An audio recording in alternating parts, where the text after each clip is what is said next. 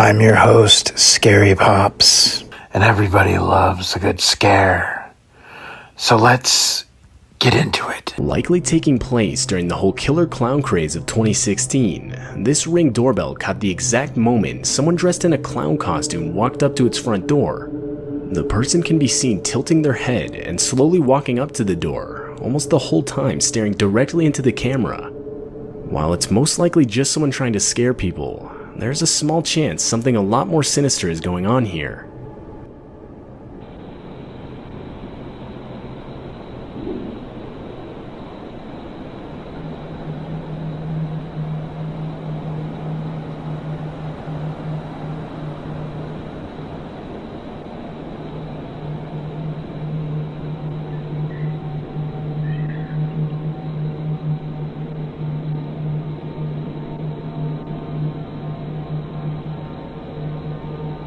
Imaginary friend. If your kid has an imaginary friend, be very careful. Here's why. A mother and her daughter are home alone one night when she begins to hear her daughter talking to someone inside her room. Lily, come here. Lily, who are you playing with? What are you doing? As the little girl comes out of her room, you can see a dark figure of a taller person walking by. Due to the figure walking by the door, the mother believes this isn't her daughter's shadow, but something else attached to her daughter.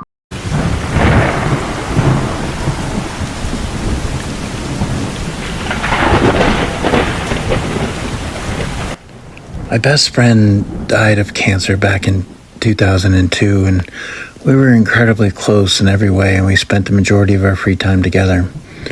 Almost a year after she died, I was in my apartment sleeping, and my phone rang around 3 a.m. I had one of those Sony Ericsson T610s. It was groggy, and I picked up the phone from my nightstand and looked at it, and I saw it was my friend's number. I was shocked. I immediately became alert and awake and answered the phone, very curious. I said hello a few times, but all I could hear was loud static for about 30 seconds. Eventually the call ended. At this point I was freaking out and called the number back only to get an automated recording that this number was out of service. I then called her mother's house to see if possibly her older sister may have had my friend's old phone and might have called me by accident. But there was no answer at my friend's mother's home. Come to find out, the remaining family was away in Miami. But after they came home a few days later, I took the phone to them and showed them the call log, and they were in disbelief. They went up to my friend's room to get the phone out of the drawer, where it had been sitting for months, and the battery was stone cold dead.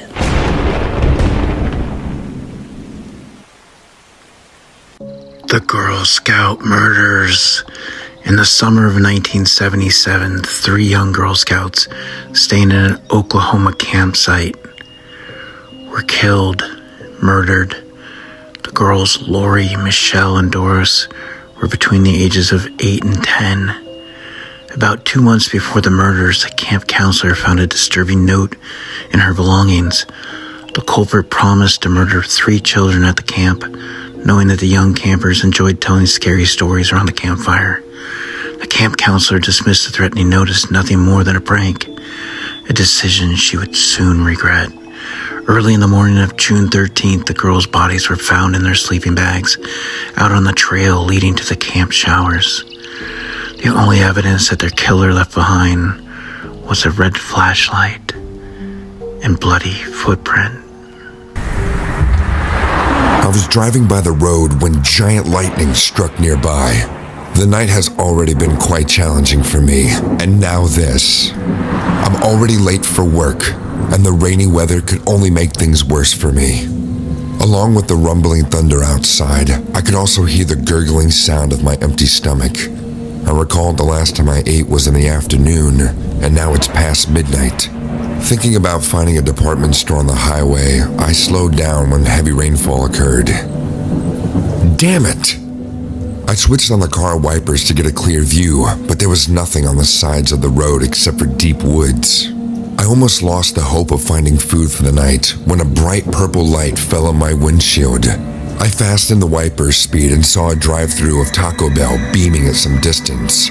The large Bell logo was glittering to let passerbyers know it was there. Thanking God for this unexpected attention, I got into the lane. It was a small joint. I drove the car towards the window and stopped right next to it. I didn't see anyone sitting near it. I honked the car horn, not being clear if it was closed due to bad weather or something. Still, no one came to the window. The lights were on, and as much as I could see from the car, I thought the employee must have dozed off. I was about to honk the car once again when a voice spoke. "Welcome to Taco Bell." Even though I heard the voice, I still didn't see anybody appearing in the window.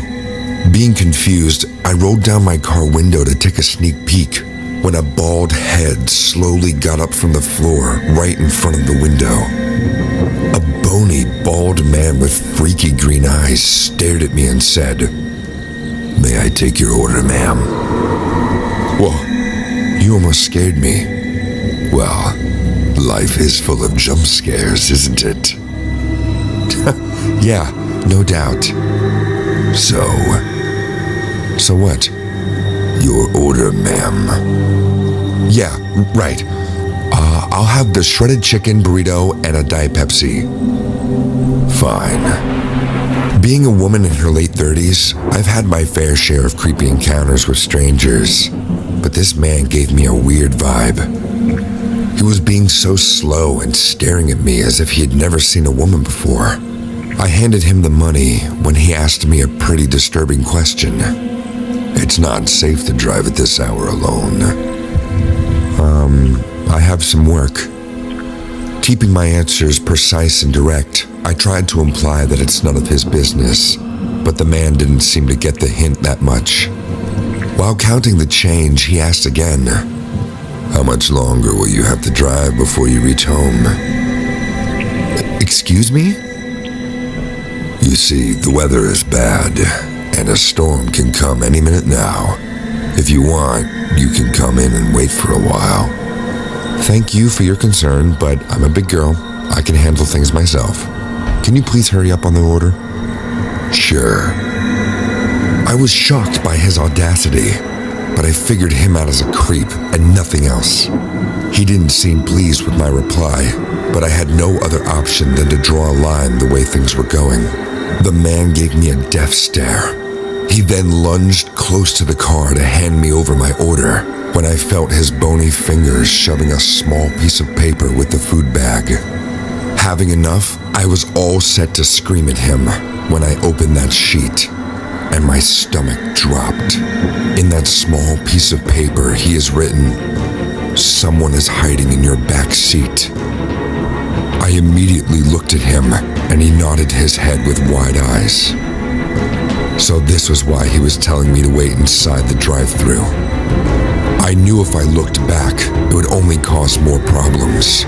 Drops of sweat appeared on my forehead as I sensed the danger lurking. I somehow got my shit together and said, "Well, before I go, can I use the washroom?" Of course, ma'am. Please, come on in." I got down from the car and walked straight inside the drive-thru. As soon as I got in, the man locked the door behind me and said, "Sorry if I made you uncomfortable. I saw someone lying in your back seat from the moment you arrived here. I was just trying to help you." I apologized to him for not taking his hint before. The man then walked to the fryer to pick up his phone lying on the desk nearby. "Don't worry, ma'am. I'll call 911 right now. I've already locked the door so that he can't enter. The cops will be..." He was going on, but I didn't let him finish. As he reached in front of the fryer, I lunged at him, grabbing his head and dunked his face into the boiling hot oil. A sick smile bloomed on my face as his painful screams appeared like music to my ears. He didn't even get the chance to speak, and his eyes, nose, and mouth got severely deep fried, like those crunchy nacho fries from Taco Bell. His body flocked like a dying bird for some time, and I didn't let him go. Lucky for me, he was a bony dude, and I was stronger than him. I felt a bit sad for killing him, but trust me, I had no other way.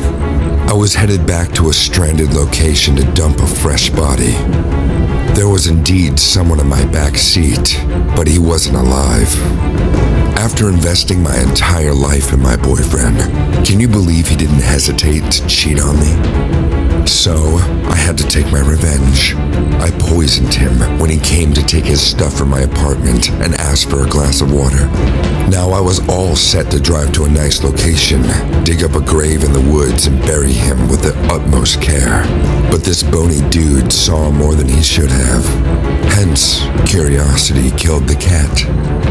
Now I will have to dump 2 bodies instead of 1 and destroy all the CCTV footage before leaving.